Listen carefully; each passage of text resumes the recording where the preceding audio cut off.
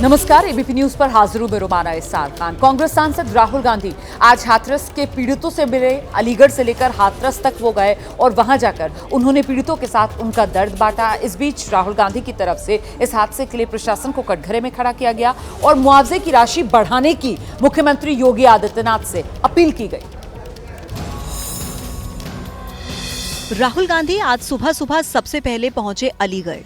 यहाँ के पिलखना गांव में वो पीड़ित परिवारों के घर पहुंचे, उनसे मुलाकात की, उनका दुख दर्द बांटा। इसके बाद राहुल गांधी हाथरस पहुंचे। वो यहाँ 4 पीड़ित परिवारों से मिले, उनके साथ बैठकर बातचीत की। ये सभी लोग हाथरस के नवीपुर खुर्द के रहने वाले हैं।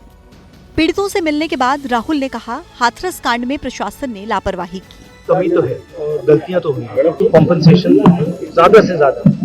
और मैं यूपी के चीफ मिनिस्टर से विनती करता हूं कि दिल खोल के कॉम्पनसेशन।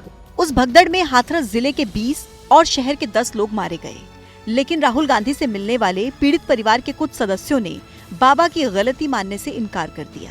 बाबा को दोषी मानती हैं? मैं खुद को दोषी मानती हूँ। क्यों ऐसा अपने ऊपर क्यों आप? क्योंकि मैं उसे लेके गई, अपनी बहन को। हाँ लेके गई, मैं कभी जाती नहीं हूँ अकेले। हाथरस हादसे में जिन परिवारों ने अपनों को खोया है वो बाबा पर कार्रवाई की, एक्शन की मांग कर रहे हैं। अलीगढ़ में ऐसे ही कुछ परिवार वालों हमारी सहयोगी निधिश्री ने मेरे कैसे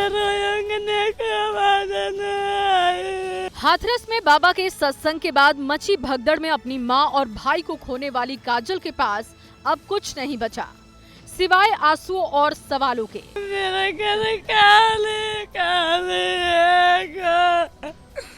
मेरे पापा ने क्या समझ आवेगा। कांग्रेस नेता राहुल गांधी पीड़ितों के जख्म पर मरहम लगाने अलीगढ़ के पिलखना गांव पहुंचे तो पीड़ितों का दर्द उमड़ आया। फिर माँ मिली हमें हाथरस, वो भी बर्फ पर लेटी हुई मिली थी। मरने वालों में प्रेमवती देवी भी थी, जो कि 9 साल से सत्संग में जा रही थी। जो ये कराया था सत्संग, उन पे भी चाहते हैं और बाबा पे भी चाहते हैं। शांति देवी की भी भगदड़ में मौत हो गई। उनकी बहू कहने लगी, बाबा ढोंगी है। बाबा एक नंबर का ढोंगी है, सिर्फ और सिर्फ लोगों को बेवकूफ बना रहा है। हाथरस कांड पर बनी एसआईटी ने आज अपनी रिपोर्ट जो है वो मुख्यमंत्री योगी आदित्यनाथ को सौंप दी है। उत्तर प्रदेश के मुख्य सचिव और डीजीपी ने ये रिपोर्ट सीएम को सौंपी। हाथरस कांड की असली वजह क्या है? हाथरस कांड का असली गुनहगार कौन है? हाथरस कांड किसकी लापरवाही से हुआ? ऐसे तमाम सवालों के जवाब एसआईटी की रिपोर्ट में मिल सकते हैं। एडीजी आगरा जोन अनुपम कुलश्रेष्ठ और अलीगढ़ के कमिश्नर चैत्रावी के नेतृत्व में एसआईटी ने जांच की। एसआईटी ने डीएम, एसएसपी समेत 100 से ज्यादा लोगों के बयान दर्ज किए। 2 जुलाई की दोपहर हुए इस हादसे के बाद ही एसआईटी जांच के आदेश जारी हो गए थे। एसआईटी ने इस दौरान घटनास्थल पर तैनात पुलिस और दूसरे कर्मचारियों और कई अन्य चश्मदीदों के भी बयान लिए। इस बीच हाथरस कांड पर बने न्यायिक आयोग ने भी अपनी जांच की औपचारिक शुरुआत कर दी है। कल लखनऊ में आयोग के सदस्यों की बैठक हुई। हाथरस कांड की जांच पर जांच हो रही है, लेकिन एफआईआर में सत्संग वाले बाबा का नाम तक नहीं है। हमारे पास अभी वो डॉक्यूमेंट नहीं है, इसलिए हम आप उसके कोई कमेंट नहीं कर पाएंगे। आपसे भी अगर मदद की जरूरत होगी तो वो भी लेंगे। सच्चाई के रास्ते पे जाना है, लेकिन अभी तो हम नहीं कर पाएंगे उसके लिए। और क्या हाथरस कांड को लेकर कोई राजनीतिक साजिश भी हो सकती है क्या? इसी को लेकर पुलिस जो है वो जांच कर रही है। 5 जिलों के जो नेता हैं उनके कॉल रिकॉर्ड्स बाकायदा खंगाले जा रहे हैं। हाथरस में बाबा के सत्संग के बाद भगदड़ कैसे मची? क्या सिर्फ बाबा के चरणों की धूल समेटने के चक्कर में भगदड़ मची या इसके पीछे कोई राजनीतिक साजिश हो सकती है? यूपी पुलिस अब इस दिशा में जांच करते हुए 5 जिलों के कुछ नेताओं की कॉल डिटेल्स खंगाल रही है। इन जिलों में हाथरस, एटा, अलीगढ़, मैनपुरी और इटावा शामिल है। जिला स्तर के ऐसे 50 से ज्यादा नेताओं की तलाश की जा रही है, जिनकी नजदीकी बाबा से बताई जा रही है। इससे पहले समाजवादी पार्टी अध्यक्ष अखिलेश यादव ने कल आरोप लगाया था कि यूपी सरकार असली मुद्दा छुपाना चाहती है। सरकार की जो जिम्मेदारी थी उस जिम्मेदारी से भाग नहीं सकती सरकार। देखिए, कॉन्स्पिरेसी तो नहीं हो सकती इसमें।